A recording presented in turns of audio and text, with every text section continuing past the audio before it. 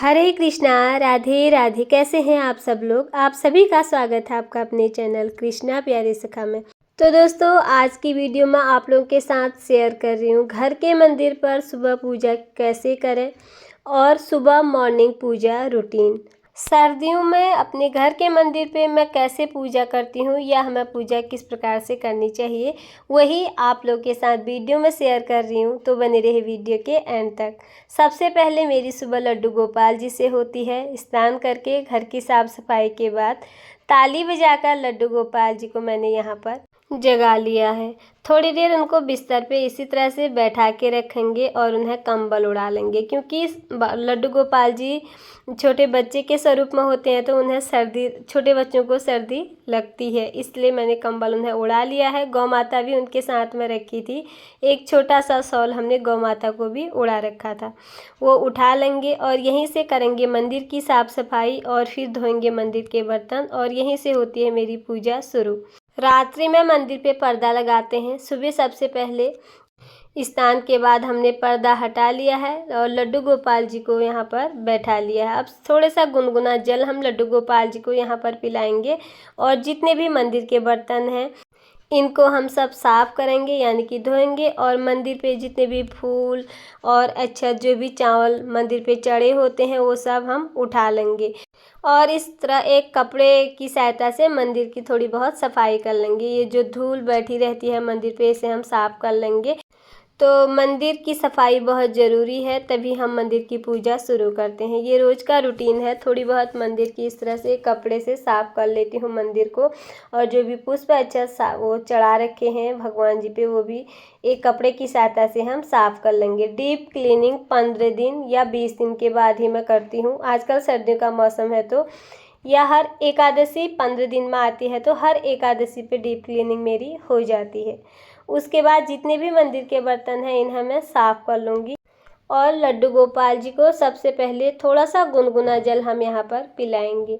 लड्डू गोपाल जी को जगाते ही तुरंत मैं स्नान नहीं कराती हूँ, करीब 10-15 मिनट इसी तरह से बैठा के थोड़ी देर बाद ही उन्हें स्नान कराती हूँ। अब लड्डू गोपाल जी को हम जल पिला लेंगे। थोड़ा सा गुनगुना जल है, सर्दियों का मौसम है तो हम ठंडा जल इनको नहीं पिलाएंगे। जल तो 10-15 मिनट हो गए हैं लड्डू गोपाल जी को बैठाए हुए। पूजा के बर्तन भी मैंने धो लिए हैं। अब सबसे पहले लड्डू गोपाल जी का यहाँ पर मैं बिस्तरा उठा लूँगी और उनके जो स्नान के बाद वो कपड़े पहनेंगे उन्हें मैं ढूंढ के पहले रख दूँगी। फिर लड्डू गोपाल जी को कराएंगे हम यहाँ पर स्नान थोड़े से गुनगुने जल में ही कराना है। सर्दी अब शुरू हो गई है।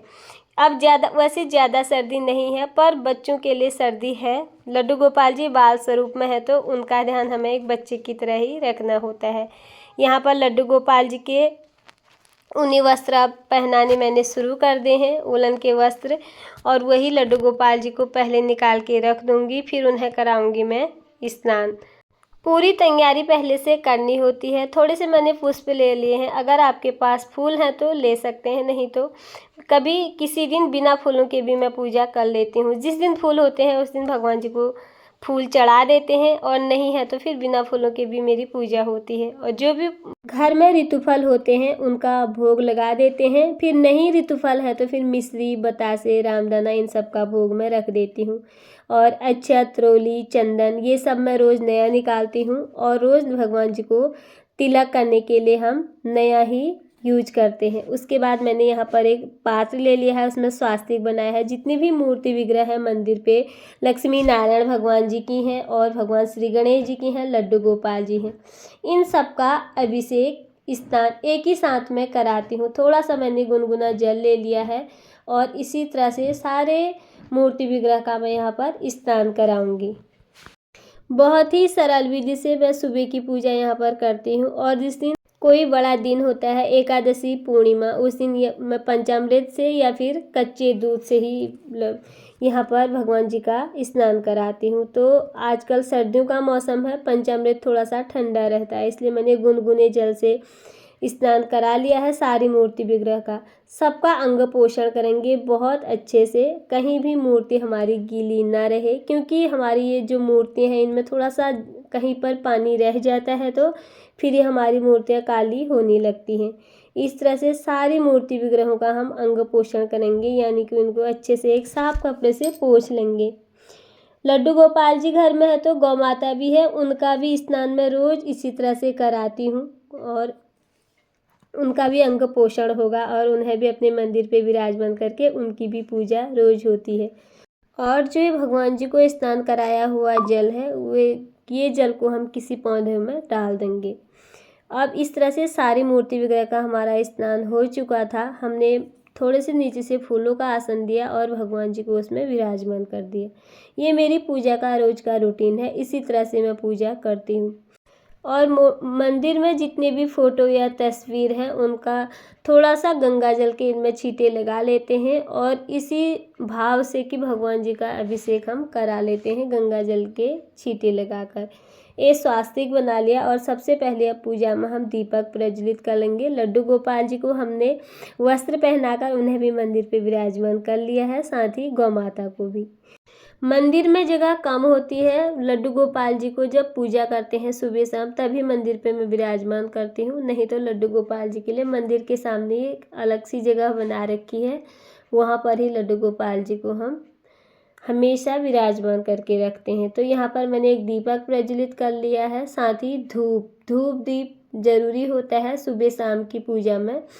तो ये दीपक प्रज्वलित करने के बाद अब हम भगवान जी का यहाँ पर करेंगे तिलक में जब रोज़ करती हूँ तो रोज़ नया तिलक हम निकालते हैं। आज का तिलक लगाया हुआ भगवान जी को हम कल नहीं लगाते और अपना भी खुद हम नहीं यूज करते हैं, क्योंकि एक दिन का घुला हुआ जो रोली तिलक ये हमारा होता है, ये बासी माना जाता है। इस बासी तिलक भगवान जी को कभी भी नहीं लगाना चाहिए और अपने माथे पर भी हम ये तिलक नहीं लगा सकते। जितनी भी फ़ोटो या तस्वीर है उनमें हमने थोड़े से जल के छींटे लगा लिए हैं स्नान रूपी भाव से और उन फ़ोटो तस्वीर में भी हम तिलक कर देंगे।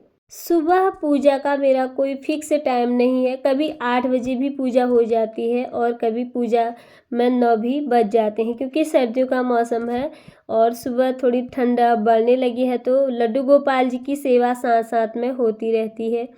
और इसी पूजा में करीब मेरा आधे घंटे से ज़्यादा टाइम तो रोज़ लगता ही है। मंदिर के बर्तन, मंदिर की साफ़ सफाई और जितनी भी मूर्ति विग्रह हैं इन सब का अभिषेक करना, साथ ही लड्डू गोपाल जी और उनको वस्त्र पहनाना, उन्हें उठाना, जल पिलाना, उनकी गौ माता का भी स्नान पूजा, ये सब में कम से कम आधे घंटे से ज़्यादा टाइम मेरा लग जाता है सुबह की पूजा में। तो इस तरह से जो दीपक हमने प्रज्वलित कर रखा था उसका भी हम पूजन कर लेंगे। दीप पूजन भी मेरा रोज़ होता है। अब भगवान श्री लक्ष्मी नारायण जी को हम तुलसी मंजरी समर्पित करेंगे जो उन्हें बहुत अधिक प्रिय है। आपके घर पे भगवान श्री हरि की फ़ोटो, तस्वीर, मूर्ति कुछ भी हो या लड्डू गोपाल जी हैं तो उन्हें तुलसी मंजरी आप रोज़ ज़रूर से समर्पित करें, क्योंकि भगवान को तुलसी बहुत अधिक प्रिय है। तुलसी हमें पूजा में भगवान श्री हरि विष्णु के किसी भी स्वरूप में तुलसी मंजरी ज़रूर से समर्पित करनी चाहिए। थोड़े से पुष्प भगवान जी को चढ़ा लेंगे। आज पुष्प है तो समर्पित कर देते हैं और कभी ऐसा भी होता है कि पुष्प नहीं होते हैं, बिना पुष्पों के भी मेरी पूजा हो जाती है। और जो भी ऋतुफल घर में है कभी उनका भोग लगा लेते हैं और कभी ऐसा भी होता है फल नहीं होते हैं तो उस दिन मिश्री, बतासा और इन सब का पंचमेवों का भोग मैं लगा देती हूँ। पूजा में रोज़ शंख और घंटी, गरुड़ घंटी का भी पूजन रोज़ करते हैं, शंख का पूजन करते हैं और घंटी का भी पूजन रोज़ होता है। मिश्री, रामदाना ये भोग लगाने के बाद कोई भी ड्राई फ्रूट घर में उपलब्ध हो तो उनका भोग लगा लेते हैं। पंचमेवा है तो उनका भोग लगा लेते हैं। मतलब जिस दिन जैसा होता है वही हम भगवान जी की सेवा में उपलब्ध करते हैं। यहाँ पर लड्डू गोपाल जी को दर्पण सेवा देनी बहुत ज़रूरी है। दर्पण सेवा हमने दे दी है। जितनी भी सुबह की पूजा हमसे हो पाती है बहुत ही सरल विधि से मैं आप लोगों को ये पूजा करके दिखा रही हूँ। और लड्डू गोपाल जी को मैं स्नान के बाद ही या उनको स्नान कराने के बाद ही दूध का भोग लगाती हूँ। स्नान से पहले सिर्फ गुनगुना जल पिलाऊंगी। अब मैं लड्डू गोपाल जी को पूजा के बाद यहाँ पर गुनगुना दूध का भोग लगाती हूँ। घंटी बजाकर और शंख ध्वनि कर कर भगवान जी को भोग लगाकर अब हम उतारेंगे प्रेम पूर्वक उनकी आरती।